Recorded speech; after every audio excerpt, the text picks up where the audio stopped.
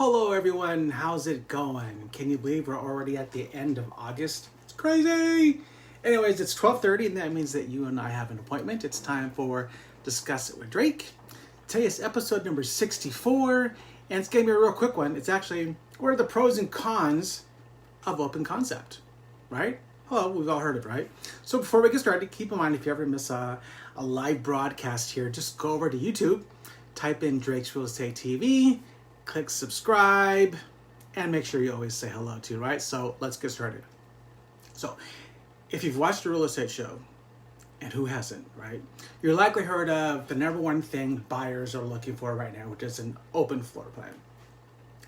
Open concept design, it does have its perks, certainly, but it's not right for everyone, and it's not right for everybody's needs. So despite what is being in so demand, it's important that you think about those downsides that you might not have actually considered. So what is open concept? An open concept floor plan basically indicates a layout where there's large rooms, great rooms, and multiple functions within that large single space. So if you don't have a lot of square footage to work with, an open floor plan actually works well. It actually makes it appear larger. If you have a large home, you might not need open concept because each individual room, is big enough to do what they're designed for.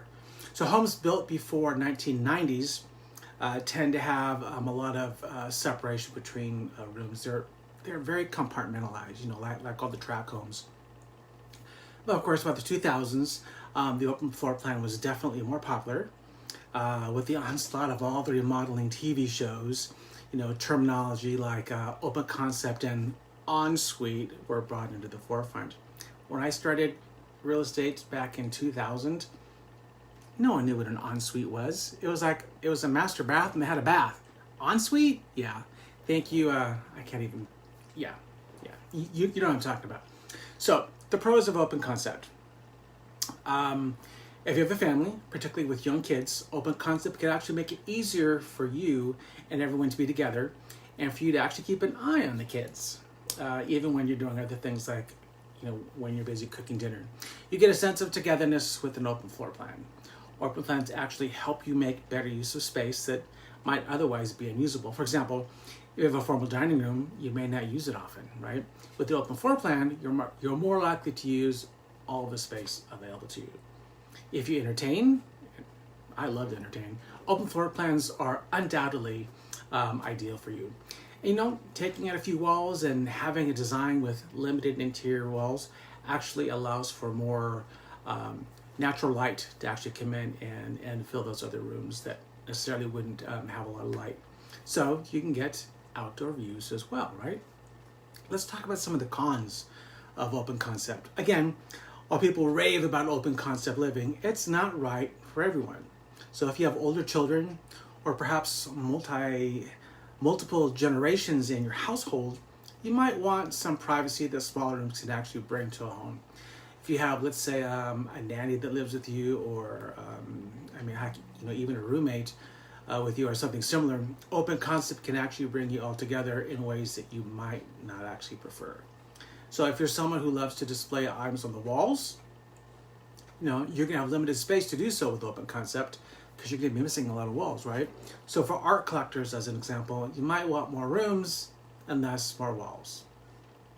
If your kids regularly make a mess, and they do, having enclosed rooms can actually help you contain it to one room more easily so it doesn't spill out into the open other living areas. Don't forget, noise travels a great deal in open concept plans as well. So you may want rooms that are decorated to a specific or individual needs. For example, maybe you want a home office or a workout room or crafts room. Well, then obviously open concept is going to be a great deal for you. If you're deciding on a new home or thinking about renovations, it doesn't have to be all or nothing, with open concept. There is middle ground. For example, maybe your living area and kitchen are open to one another, but your dining room is separate.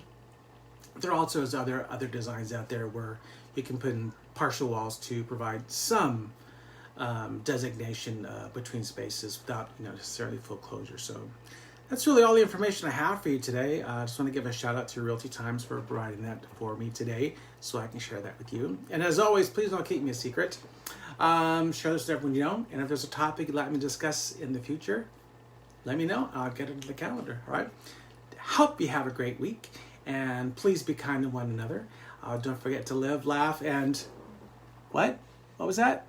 Love. That's right. Don't forget to live, laugh, and love. And until we see each other again next week, put your real estate needs in cruise control.